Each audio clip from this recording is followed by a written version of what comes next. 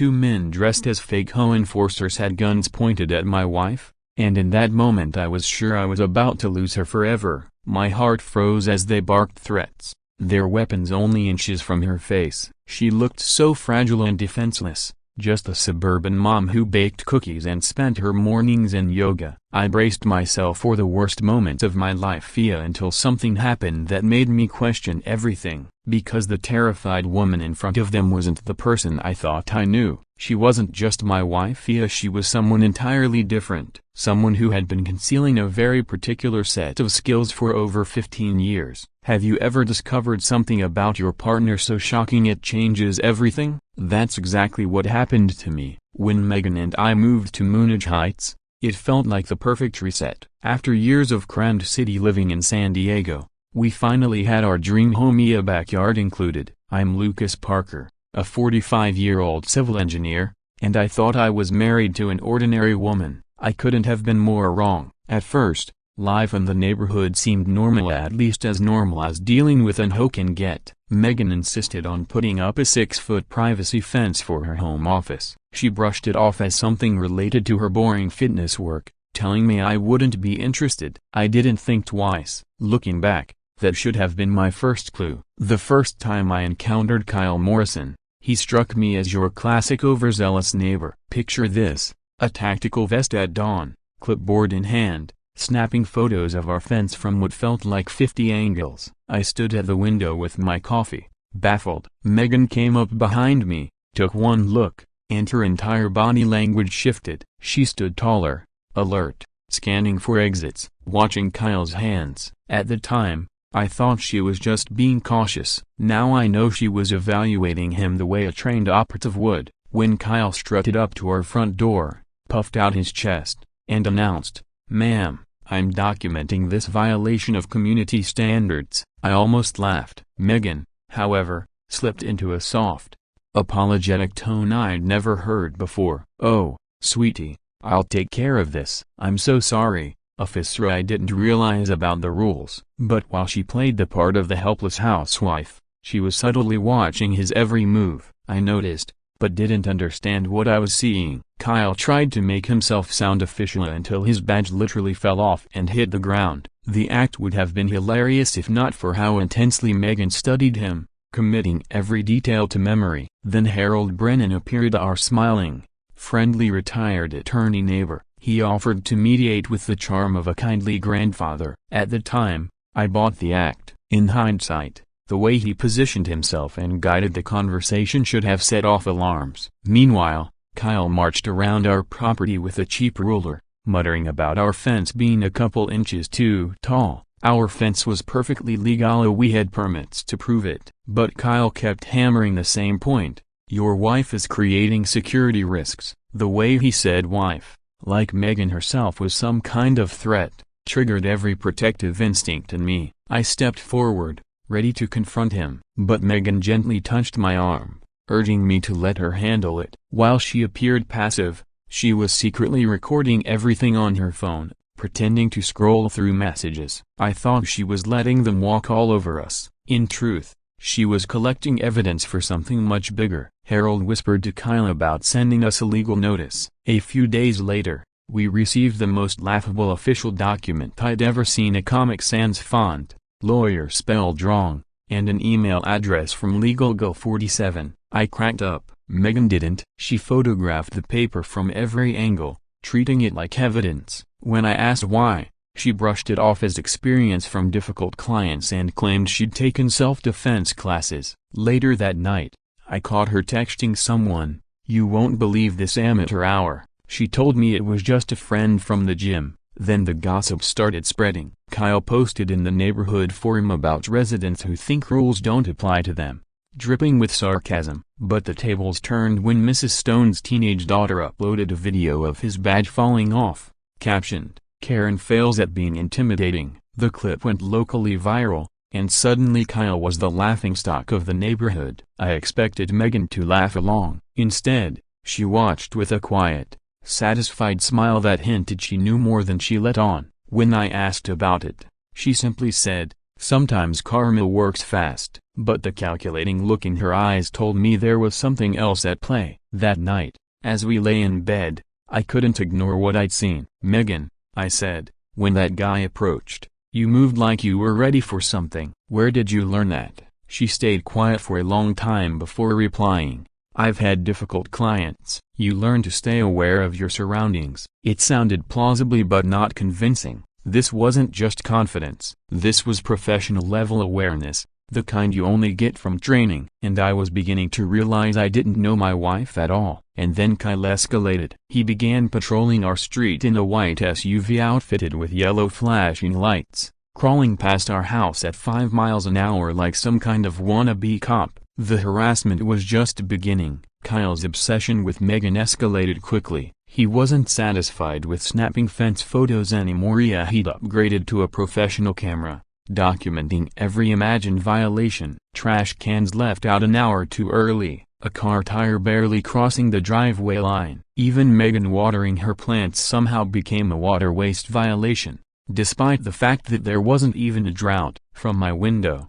I watched him like a hawk, and I swear I once caught him rehearsing his cop voice in his bathroom mirror. Mrs. Stone filmed him from her kitchen, shaking her head, and soon the whole neighborhood started to see Kyle for what he really was, a wannabe cop with a clipboard and a fragile ego. But what rattled me most was how he focused on Megan. "Your wife's attitude is destroying property values," he'd shout as he crept past in his SUV. I started asking around, trying to figure out why she was the center of his campaign. Mrs. Stone simply said, "Lucas, that man has problems. Your wife hasn't done a thing wrong." The forged complaints began soon after. Sloppy signatures, all in the same handwriting. Joan Smith, Mike Johnson, not even subtle. Megan, meanwhile, was compiling her own meticulous record of photographing every letter, filing every detail. When I asked why she was treating it like evidence, she shrugged. "Some of my clients taught me to keep documentation."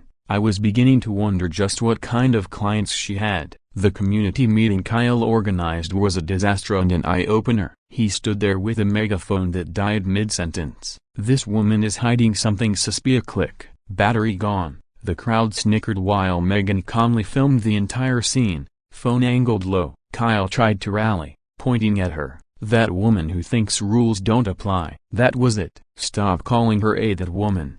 She has a name, and she pays her dues like everyone else." My voice carried, but before I could go further, Megan's hand landed gently on my arm. Calm, controlled, eyes sharp. She wasn't scared as she was studying, analyzing who nodded at Kyle's nonsense and who rolled their eyes. She was mapping the crowd like she was gathering intelligence. Jessica Morrison, Kyle's wife, was there too, holding her phone high, whispering theatrically loud. "I heard she doesn't even have a real job." Her performance was so cartoonishly fake it almost made me laugh, but Megan didn't flinch. She smiled sweetly, nodding like an oblivious housewife. Yet when our eyes met, I saw something different. Steel. Cold, precise steel. And hurled a broken bar. He worked the room like a seasoned politician. During breaks, I overheard him muttering to Kyle, "Apply pressure on the wife. She's the emotional anchor. Break her down. They'll fold." That one line set off every alarm bell in my head. Why were they so invested in driving us out? That night,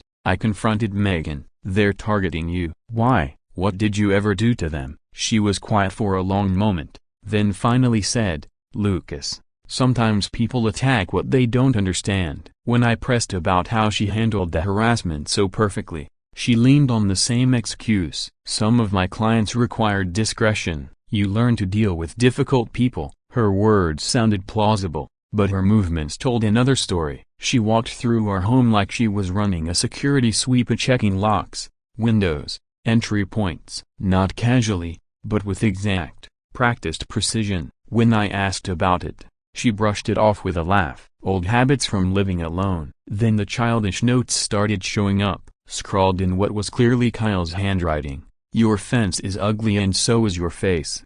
A concerned neighbor." Megan laughed, snapped a photo, sent it to me with a crying laughing emoji, and then carefully bagged the note like forensic evidence. When I asked why, she said simply, "You never know when you'll need proof." She said it with such confidence, such finality, that I was left unsettled. Mrs. Stone's nephew, a military police officer, offered to help deal with the fake cops. Megan's reaction caught me off guard. For just a split second, there was interest in her eyes, a professional recognition. Then she masked it. "That's kind of him," she said, "but I think we can handle this ourselves." The way she emphasized "handle this" sent a chill through me. Later, I overheard her on the phone, speaking in hushed tones. "I might need that contact sooner than I thought. A broken bar. It's escalating faster than expected." When she noticed me listening, she hung up abruptly, claiming it was Rachel from the gym. The neighborhood tide was turning against Kyle as more videos of his tantrums spread online. He was quickly becoming less of a protector and more of a neighborhood menace. Megan watched the shift with quiet satisfaction,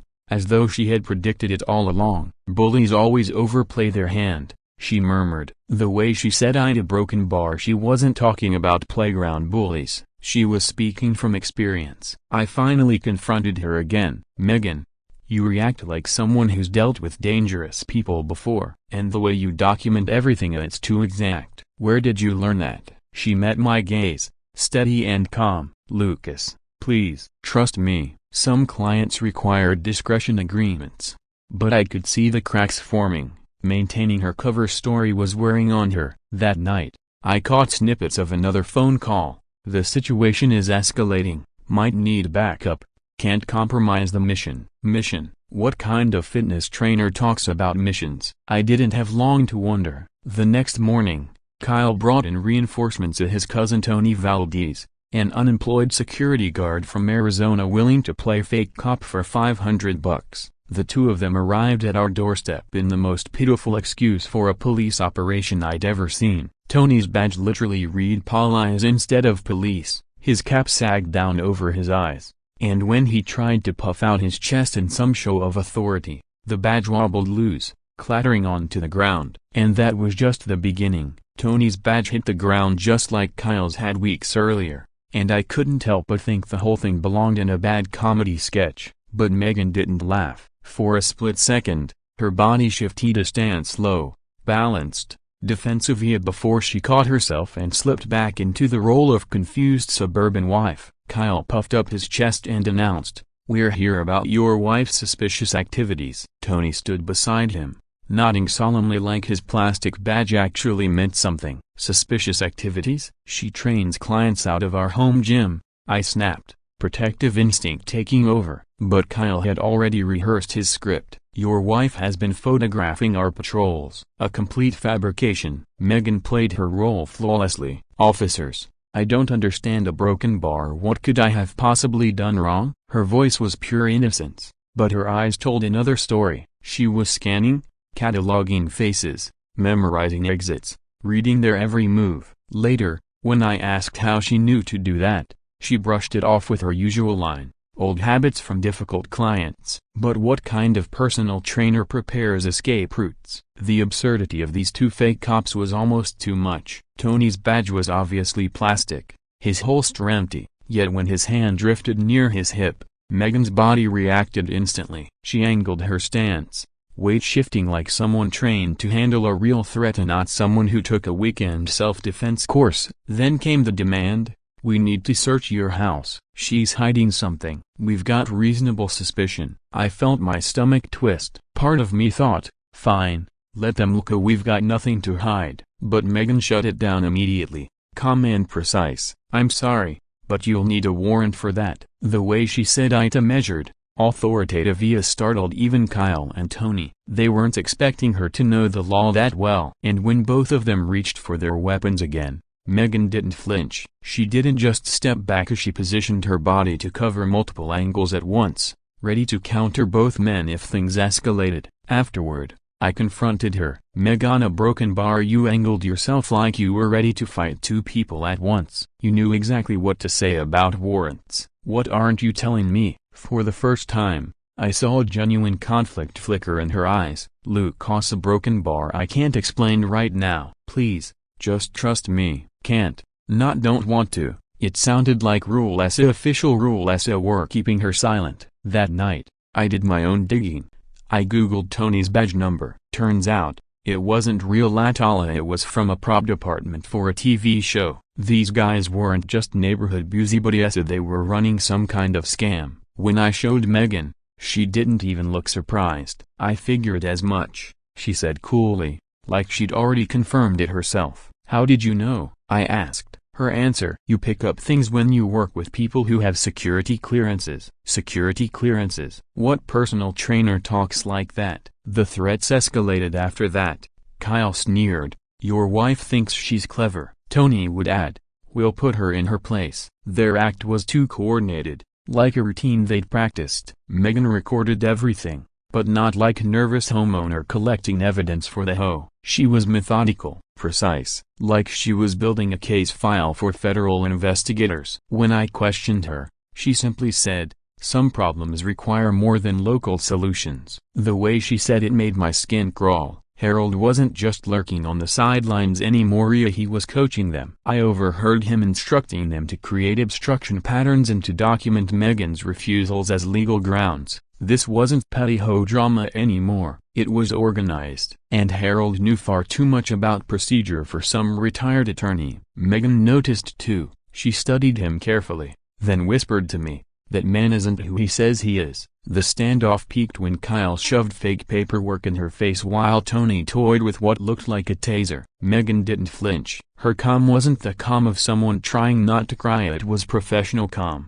the kind forged from experience. Then I noticed it. Her feet set at an angle, her hands loose but ready, weight perfectly balanced. She wasn't acting. Those were combat reflexes. When they finally left, I couldn't hold back anymore. Megan, you moved like you've been trained for this, and you didn't hesitate about the law. What aren't you telling me? Her eyes met mine, steady, unreadable. For a heartbeat, I thought she was about to confess. Instead, she said softly, Lucas, there are things about my work I'm not allowed to discuss. Please, he broken bar, trust me. Again if that word. Can't, not won't. That night, I posted on the neighborhood app. 2 fake cops just harassed my wife. Anyone else experienced this? The replies poured in. 47 neighbors, all with similar stories. Kyle, Harold, the same tactics, the same intimidation. Megan spent the evening whispering into the phone, using phrases that didn't sound like anything a fitness trainer would say. Escalation patterns, coordinated harassment campaigns. And when she thought I wasn't listening,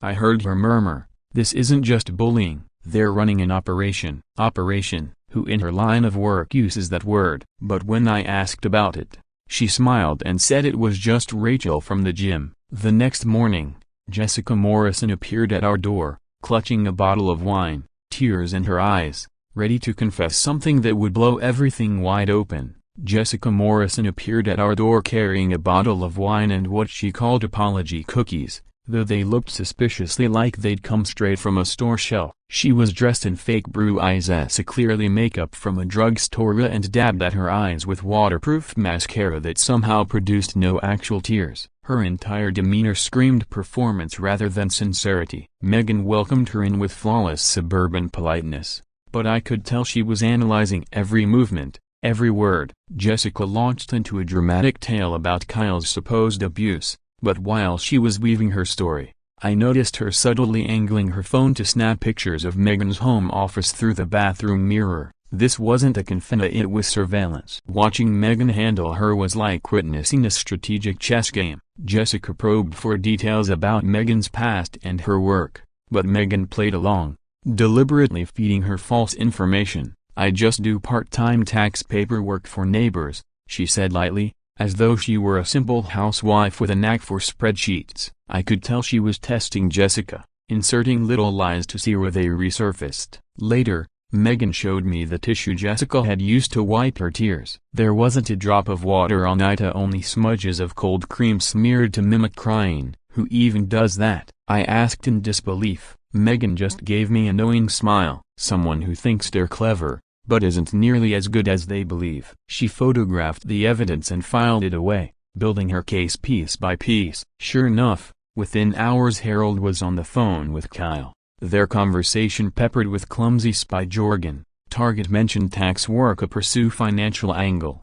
As ridiculous as it sounded, the coordination was obvious. Jessica had been funneling them information. When I relayed this to Megan, she listened with the calm focus of someone who'd sat through professional intelligence briefings. Her only comment, "They're more organized than they look." Megan escalated her countermoves. In her next conversation with Jessica, she casually dropped another false lead about being worried over fitness business tax issues. Not even 6 hours later, Kyle showed up waving fake IRS papers, proving Jessica was feeding them every word. Megan examined the forgeries with a smirk. "Hook, line, and sinker," she whispered, like someone who'd run this exact kind of sting before. When I pressed her on how she'd learned tactics like that, she brushed it off with, "Oh, you pick things up working with certain clients." But what sort of fitness trainer learned counterintelligence strategies from clients? The truth began to dawn on me. Megan wasn't hiding things to keep me out. She was shielding me. Harold's group wasn't just about petty neighborhood harassment. They had a deliberate system,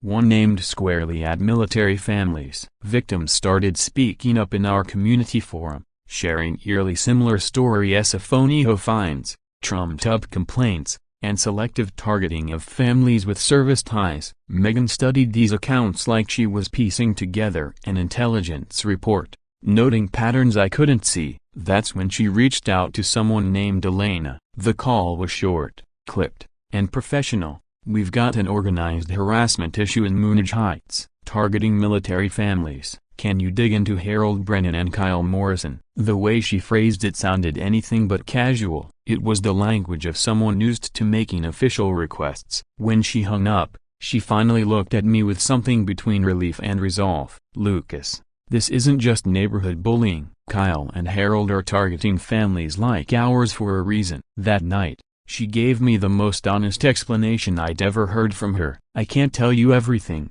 she admitted, "but my work involves keeping people in peak condition of people who serve this country. Some of them hold very high clearances, which means I have to protect certain information." It wasn't a full confession, but it was the clearest glimpse into her double life I'd had. Megan hadn't been living in secrecy to deceive me. She'd been doing it to protect me. When I asked if she was in danger because of her work, she only smiled and said, "Lucas, I'm probably the most dangerous person in this neighborhood." The very next morning, Rachel's background checks on Harold and Kyle came back, and that changed everything. What Rachel uncovered was worse than anything I'd imagined. Kyle and Harold weren't just neighborhood bullies. They were part of a much larger scheme targeting military families in multiple states. Megan listened to Elena's update with the same kind of razor-sharp focus I'd seen her use before. The kind that made it obvious she'd sat through briefings like this in the past. When she hung up, her expression was all steel. "Harold's calling an emergency meeting tomorrow night. He wants us gone for good," she said. "But what he doesn't know is that I've already got the FBI involved." Rachel Vasquez wasn't just a casual gym buddy like I'd assumed. The moment she showed up at our house, it was clear she was federal law enforcement. The way she scanned the property before stepping inside, the posture, the quiet efficiency she radiated authority. She and Megan fell into a rhythm immediately, their conversation flowing like two professionals exchanging a briefing. "We've been tracking a property fraud ring that preys on military families," Rachel explained as she spread files across our kitchen table, transforming it into what looked like a command post. Megan leaned over the documents, scanning them like she'd read that sort of intelligence before. She asked pointed questions about how targets were chosen, how the operation was structured, and the kind of questions no ordinary fitness trainer would even know to ask. The sheer scale of Harold's operation floored me. They weren't just conning a handful of people on our street. They'd stolen more than $2.8 million from nearly 50 military families in 3 states, using forged legal papers and fake property seizures timed to coincide with deployments. While I sat there trying to process the enormity of it, Megan's reaction was different. She wasn't shocked. She was furious. "These families put their trust in the system while they serve," she said, her voice steady but burning with anger, "and these vultures feed on that trust." What followed looked less like neighbors setting up cameras and more like a professional counter-surveillance op. Megan and Rachel placed monitoring devices with precision, the checking angles, sight lines, Coverage zones. Megan moved through it like she'd done this dozens of times before. I finally asked her outright where she'd learned to do all this. Some of my clients work in security, she answered lightly. You pick things up. But the way she handled that gear wasn't picked up, it was trained. Meanwhile, Kyle's arrogance became our biggest asset. He couldn't resist bragging to Jessica and Tony about their so-called profits, not realizing that Megan had bugged the right spots. We caught him on tape playing it all out, targeting families while service members were overseas, drowning them in fake legal threats, then swooping in with cheap offers when they were desperate. The callousness of it made my blood boil. Megan, on the other hand, stayed ice cold, logging every word as evidence for what was clearly building into a federal case. The more we recorded, the clearer it became that Harold wasn't just a thug. He had deep knowledge of deployment schedules, obscure property laws, and federal protections for service members. Megan was the first to call it. He's not doing this alone. Someone's feeding him insider information. When a threatening letter showed up in our mailbox, Megan handled it like a crime scene technician. The handwriting was Harold's, but the legal jargon showed someone else's hand. Megan photographed it, dusted it for prints with a kit she produced from somewhere in the house, and sealed it in a bag like evidence. I asked where she'd learned forensic handling. She shrugged it off with, "Rachel showed me a few basics." But the way she worked told me it was far from basic. Harold made his biggest mistake leaving behind a legal pad at Kyle's place. Megan's surveillance photos matched the handwriting to the bogus documents we'd received, plus detailed notes about military targets and deployment vulnerability windows. It was like he was building his own prosecution file without realizing it. Megan's assessment was blunt. They're focusing on Navy families specifically. Somebody's giving them access to deployment data. Her skill set was becoming impossible to ignore. She tailed Harold discreetly, snapped photos of his meetings with unknown associates, ran license plates with uncanny efficiency, and analyzed the data like she'd been trained in intelligence work. I finally asked her directly what kind of background she had. She held my gaze and said quietly, "Lucas, there are things about me I can't explain, not even to you. But you need to believe me when I tell you I can handle men like Harold." Meanwhile, Elena's digging connected the scheme to similar scams in Arizona and Nevada. Same forged documents, same intimidation tactics, same military families being preyed on. Megan absorbed the report like an operations analyst, probing for links in the network's structure. When Rachel mentioned bringing in more federal resources, Megan only nodded, as though she'd anticipated it from the start. Harold and Kyle, rattled by the tightening net, ramped up their harassment. They shadowed Megan at the grocery store, parked outside our house for hours, and made phone calls laced with threats. Megan didn't flinch. She cataloged everything with meticulous precision. If anything, the pressure only sharpened her edge. "They're making it too easy now," she said, almost with a grim satisfaction. Megan leaned toward Rachel during one of their quiet planning sessions. "Criminals always overreach when they think the fight is already won," she said calmly. That single line told me everything. She wasn't just playing defense, she was preparing to end this. Her struggle, though, was becoming obvious. Megan had the ability and the network to shut down Harold's scheme immediately, but doing so meant exposing skills and connections she'd clearly been hiding for years. I could see the weight of it in her eyes, choosing between protecting her family right now, or keeping her cover intact for whatever larger mission she was still tied to. That night, she turned to me and said softly, "Lucas, after tomorrow, you'll know things about me I should have told you long ago. I hope you'll forgive the secrets. But there are rules about what I can and can't reveal." The way she said it sent a chill down my spine. Harold had no idea what kind of opponent he had chosen. Elena's last update was grim. Harold had scheduled an emergency home meeting for the next night, and it wasn't just posturing. He was bringing backup, possibly armed, and desperate enough to push things past the point of no return. Megan listened with a composure that only comes from someone who's faced dangerous briefings before. When Rachel offered more federal support, Megan just smiled. "I think I can handle a few neighborhood thugs."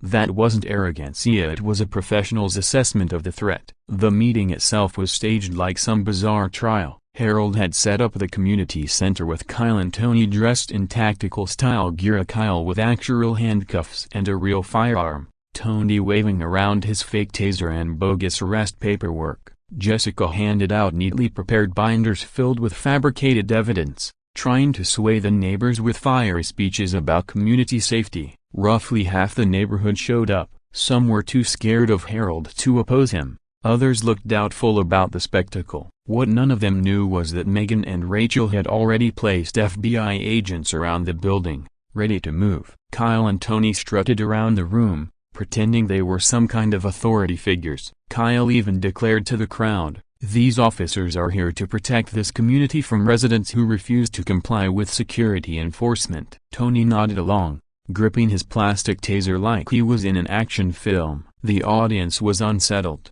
torn between fear and suspicion. From where I sat, I could see my wife in the front row. To anyone else, she looked like another worried homeowner, but I knew her well enough to recognize the way her eyes moved, calculating, cataloging threats, preparing responses. That's when Harold dropped the act. His false charm vanished, replaced by the predator underneath. He pointed at Megan. "Your wife has been obstructing lawful enforcement for weeks," he declared. "These officers have documented the violations. Tonight, this ends." His allies had been scattered through the crowd to give the illusion of majority support, and for a moment it seemed like the neighbors were backing him. Kyle and Jessica flanked Megan's chair, leaning close to intimidate her. What they didn't understand was that they had just made themselves the easiest possible targets for someone like her. Then things escalated in a heartbeat.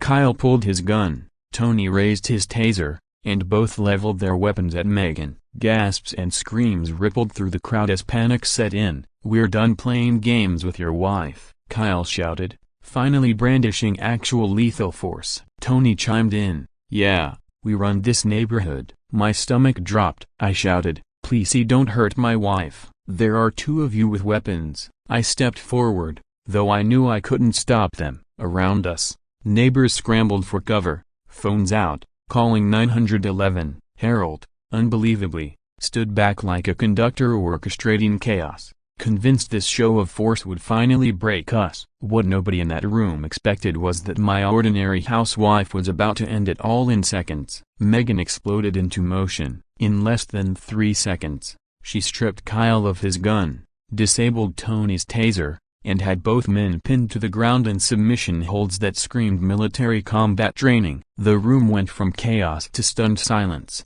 and then erupted into cheers as the neighbors realized she had just dismantled 2 armed attackers without hesitation. Kyle was sobbing, Tony groaning, and Harold's face had drained of color as he watched his carefully constructed operation crumble. I stood frozen, finally realizing that the woman I'd been married to for 15 years was far more than she ever let on. "Meg on a broken bar, what the hell? Who are you?" I asked, my voice shaking. For the first time, she answered without evasion, "I'm Megan Parker. I train Navy SEALs for a living, and you just aimed a weapon at a federal employee." The crowd erupted again, this time with applause, shouts, phones recording every angle. The housewife had become a legend in one moment. Harold tried to slip out, but Rachel and her team were already closing in with arrest warrants. The revelation hit everyone like a shockwave. "She trains Navy SEALs?" People shouted. No wonder she wasn't afraid. Laughter, cheers, and chants of her name filled the room. The neighbors swarmed her for selfies, thanking her, treating her like the hero she clearly was. Even Mrs. Stone, nearly dancing with excitement, shouted, "I knew that woman was special." Teenagers posted clips online with captions like "A Navy SEAL trainer takes down fake cops" and "A don't mess with military wives." Within minutes, hashtags were trending across social platforms. Rachel's team moved swiftly, reading charges as they cuffed Harold, Kyle, and Tony in front of the stunned neighbors. "You're under arrest for impersonating officers, conspiracy to commit fraud, and assault with a deadly weapon," Rachel announced, flashing her badge. Harold tried to argue about community standards, but the FBI had 47 documented cases of their fraud stretching across 3 states. The crowd watched as Kyle cried about how Megan was just supposed to be a housewife, while Tony insisted he was only helping his cousin. But the neighborhood wasn't buying it anymore. For the first time, people who had stayed silent stepped forward, sharing how they too had been extorted, harassed, or intimidated. "We thought you were just being difficult about the fence," one neighbor admitted to Meghan. "We had no idea you were protecting all of us." By then, the crowd was chanting her name, Meghan, Meghan.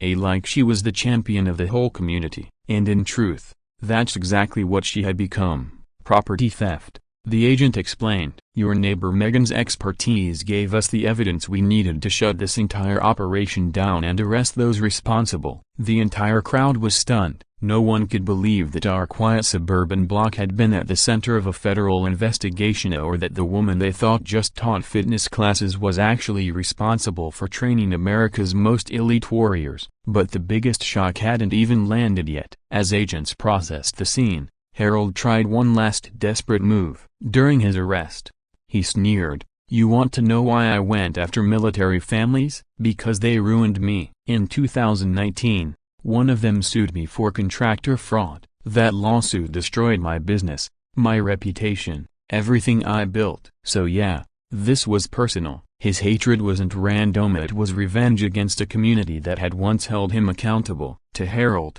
Meghan represented everything he despised: military excellence, strong family values, and the respect of her neighbors. This entire scheme had been nothing more than his twisted form of payback. Meanwhile, the teenager who'd filmed the whole confrontation uploaded her video with the caption, "Navy SEAL trainer dismantles 2 fake cops in 3 seconds." Within hours, the clip racked up millions of views. The internet praised Meghan while mocking Kyle's so-called law enforcement skills. Harold's mugshot turned into a meme about wannabe dictators, while Kyle and Tony became infamous for all the wrong reasons. The FBI investigation that followed was like watching dominoes fall. Meghan's evidence was the missing piece that tied everything together. Harold wasn't just bitter, he was orchestrating a massive fraud ring aimed specifically at military families. His insider connection, a corrupt VA employee selling deployment schedules and financial information for $20,000 a database. That employee quickly flipped on Harold to save himself, exposing the full scale of an operation running for over 3 years. Kyle and Tony's pasts weren't much better. Kyle had bounced from one security job to another, leaving behind harassment complaints and excessive force incidents. Tony had been unemployed for years, desperate enough to impersonate an officer for just $500 a job. Jessica, who had posed as a friendly neighbor, turned out to be a career con artist with at least a dozen stolen identities and a long history of scamming military families across the Southwest. The FBI had tracked her for nearly 2 years without realizing she teamed up with Harold. Justice came fast. Kyle was sentenced to 5 years in federal prison for impersonation and assault, with restitution payments that would cripple him for decades. Tony got 3 years for conspiracy and weapons charges. Jessica received 4 years for fraud and conspiracy, with more cases pending in other states. Harold, the mastermind, was handed 15 years in federal prison, $1.2 million in restitution, and a lifetime ban from ever practicing law again. The neighborhood's transformation was immediate. Within a week, residents held a block party on Kyle's old lawn, complete with a banner that read, "No more Karens allowed," while kids drew chalk murals of Meghan as a superhero. The HOA completely restructured, banning the kind of harassment tactics Kyle had thrived on. Meghan began teaching free women's safety classes at the community center, and every session filled up within hours. Her professional recognition followed soon after. The Navy presented her with a commendation for her assistance in the federal case, finally revealing to the neighborhood exactly who Meghan really was. Senior Chief Parker has spent 15 years preparing Navy SEALs for the toughest missions our nation faces, the representative announced. "I watched our neighbors' faces as they realized the quiet woman they'd waved to in passing was, in fact, a national asset. For me,